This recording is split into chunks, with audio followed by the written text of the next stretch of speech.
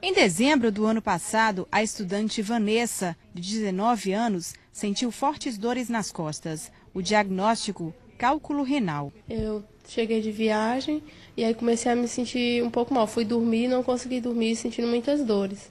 Aí no outro dia pela manhã, minha mãe me levou ao médico e o médico pediu que eu fizesse uma ultrassonografia. Aí quando eu fiz, acusou 2 pedras no rim direito. Há 2 semanas, as dores voltaram. Eu estava gripada e aí eu vim para casa. Quando eu cheguei, eu comecei a sentir dor no meu rim novamente. Aí eu já sabia o que era, já fui direto hospitalizada. Assim como Vanessa, quem já teve cálculo renal pode voltar a ter a doença. E o índice de reincidência é alto, chega a 50% dos casos. Nestes casos, o paciente tem que mudar alguns hábitos. A principal recomendação dos médicos é a ingestão constante de líquidos. A alimentação também tem que ser modificada. Eu vou ter que procurar um nutricionista e um nefrologista. A nutricionista para ela passar uma dieta e o nefrologista para fazer algum tipo de exame para descobrir a causa desse cálculo renal. Os cálculos renais são formações sólidas de sais minerais e uma série de outras substâncias, como oxalato de cálcio e ácido úrico. Essas cristalizações podem migrar pelas vias urinárias, causando muita dor e complicações. Os cálculos podem atingir os mais variados tamanhos, variando de pequeninos grãos até o tamanho do próprio rim. Eles se formam tanto nos rins quanto na bexiga. Os principais sintomas da doença são sangue na urina, suspensão ou diminuição do fluxo urinário, necessidade mais frequente de urinar e infecções urinárias. Ao contrário do que se recomendava no passado, durante as crises devem ser evitadas a ingestão exagerada de líquidos. Líquido em excesso pode aumentar a pressão da urina no rim e, consequentemente, aumentar as dores. Segundo o meu médico, meu nefrologista, ele disse que influencia bastante, principalmente a carne vermelha. Ele disse que você tem que evitar a carne vermelha. Bom, a gente vai falar então sobre esse assunto, já temos aqui algumas perguntas. Doutor Felipe, bom dia. Bom dia. Bom, primeira coisa, tem como evitar o cálculo renal, o aparecimento do cálculo renal? Tem, claro. A doença calculosa do rim é uma doença frequente, bastante frequente, principalmente nos lugares onde é mais quente, ela é mais frequente. A gente estima que aqui no Piauí, a frequência deve ser em 12% da população. 12% da população tem a doença. Deve ter cálculo renal. E é uma doença que ela é uma doença recidivante. Algumas pessoas imaginam que se tiver cálculo e eliminar o cálculo, nunca mais vai ter cálculo. E não é verdade isso aí. Quem tem cálculo renal, a possibilidade dela vir a ter um novo cálculo dentro de 1 ano a 5 anos, chega a 90%, 100% das pessoas que têm um cálculo, nos 5 anos seguintes, provavelmente ela vai ter um novo cálculo. E tem prevenção, sim.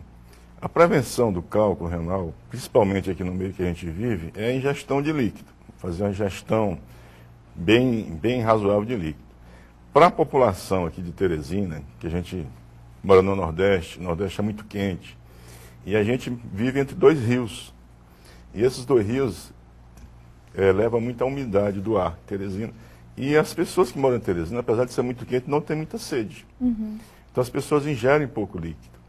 Então, para uma pessoa de 70 quilos... Então tem que beber líquido, água e outros líquidos mesmo sem estar com sede. Qualquer líquido. Mesmo sem estar com sede. Mesmo sem estar com sede. Porque o objetivo é você ter um fluxo de urina de cerca de 2 litros por dia para você fazer essa prevenção. E aí você tem que beber quanto de líquido? Uma pessoa de 70 quilos teria que beber 2,5 litros.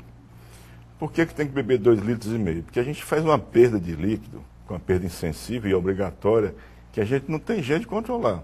Que é o líquido que a gente perde pela respiração e pela transpiração da pele. E o rim da gente, ele vai modular essa perda de líquido. Quer dizer o seguinte, se você beber 2,5 litros, 1 litro de líquido, você vai perder necessariamente pela respiração e pela transpiração. O restante desse líquido é que vai sair pela urina. Então, se você bebesse 2,5 litros, uma pessoa de 70 quilos, ele iria urinar só 1,5 litro, o outro litro de líquido que ele ingeriu vai sair pela respiração e pela transpiração.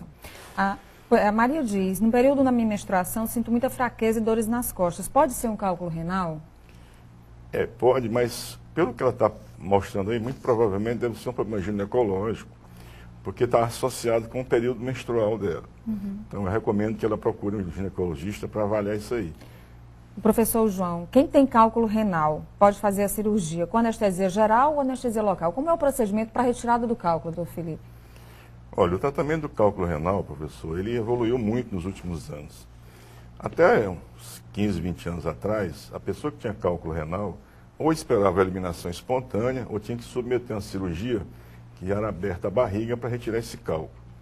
Atualmente tem um tratamento que chama litotripsia extracorpórea, que é a quebra desse cálculo através de uma máquina que ela usa uma onda de choque, que é uma onda semelhante ao ultrassom, que fragmenta, pulveriza o cálculo e esse cálculo é eliminado na urina.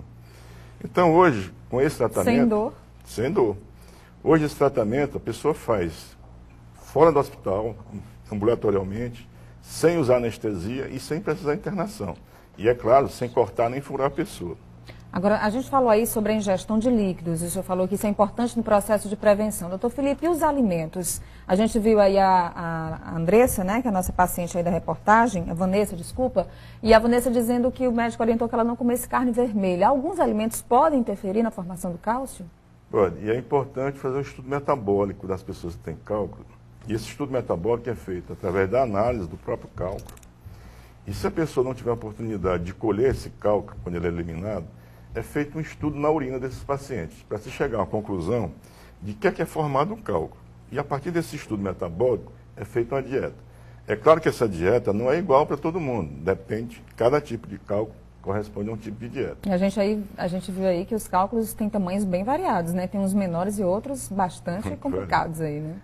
É interessante que as pessoas ficam às vezes preocupadas com o cálculo que é maior, e não fica muito preocupada com o cálculo que é menor. E, na verdade, o cálculo que cria problema é o cálculo pequeno.